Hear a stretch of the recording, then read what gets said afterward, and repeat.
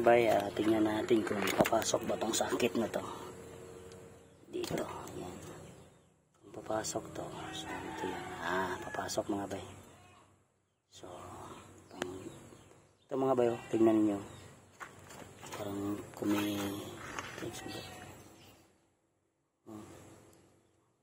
may ano na siya, may alog na siya. So ito, bago to mga bay. So 19mm to. Hindi ko lang alam kung mahirap ba ito tanggalin.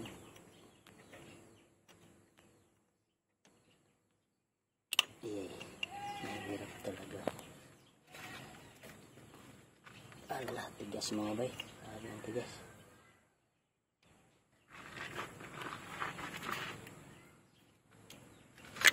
Ito. Wala. Dali lang pala.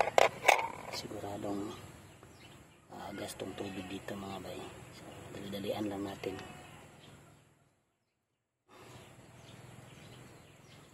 Ayan, magas yung tubig. Ayan, wala na pala. Ayan. Dalian lang natin. Tapos wala na yung guma dito. May guma sana yun.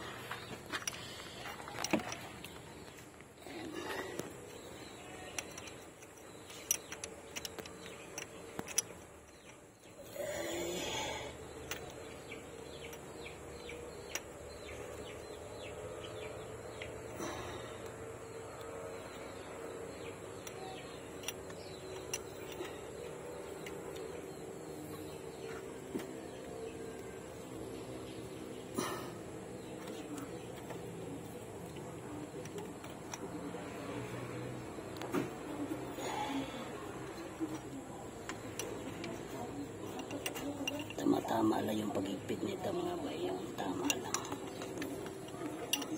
Pakiramdam natin na mahigpit na. Yun na siya. Baka malustrid kasi. Ito. Tama na siya. Tapos paandarin natin. Ayan, baliktad na siya. Ano na siya.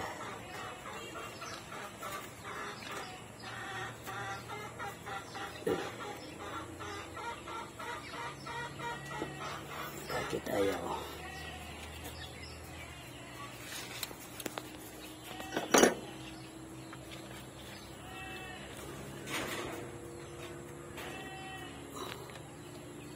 Uy, itong clip na to parang kunan konti oh. Hindi kaya nito napipiti talaga siya. Yan oh. Kunan natin to ng konti dito. Pusa na ka. Go. Yan, kunan natin konti. Konti lang.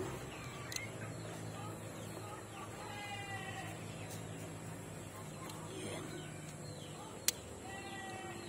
Para lang mag-lock ba. Yan, mag-lock na.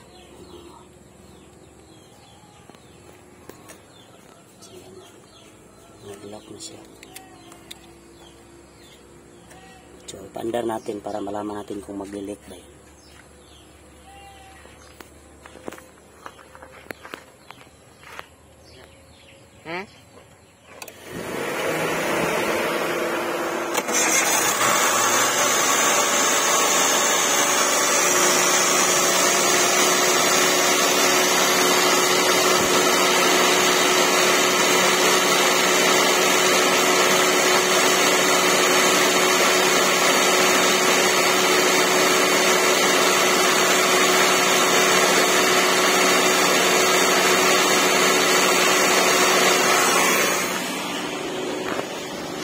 Parang hindi gumana mga bay.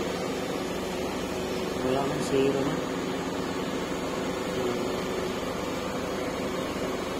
Tingnan natin doon bakit hindi siya gumana.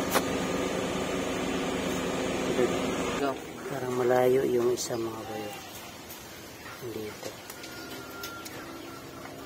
Tapos lukin muna natin.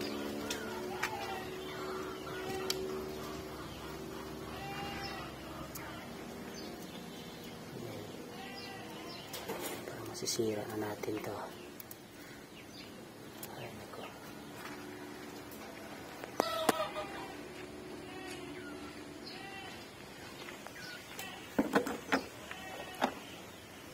Back job.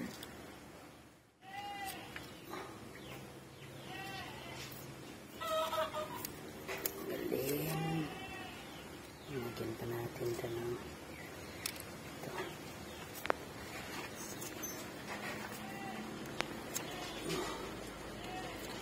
Ito.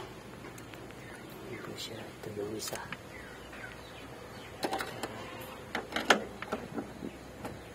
Baba niya.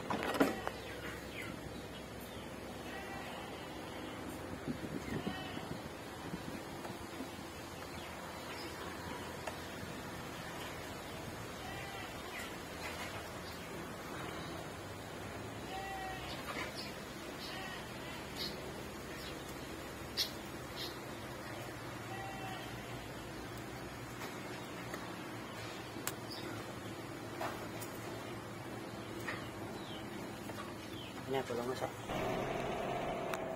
Yan mga bay, gumana yung ano natin. Tapos, ang kulang lang dito is oxygen sensor na lang talaga. Kasi, okay na yung minor niya, na-adjustan na natin.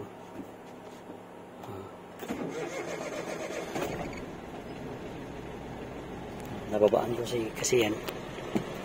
Nababaan natin.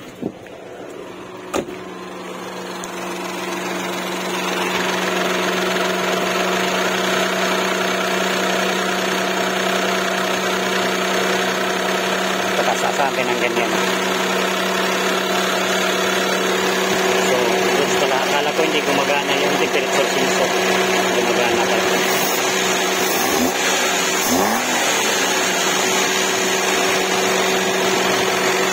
Dapat din ito. Magsasam nga natin ito. Ang baba kasi. Dapat din na siya.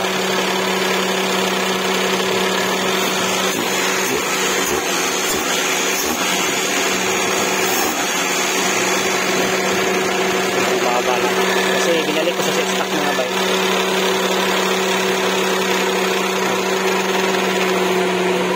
Binalik ko sa set stock.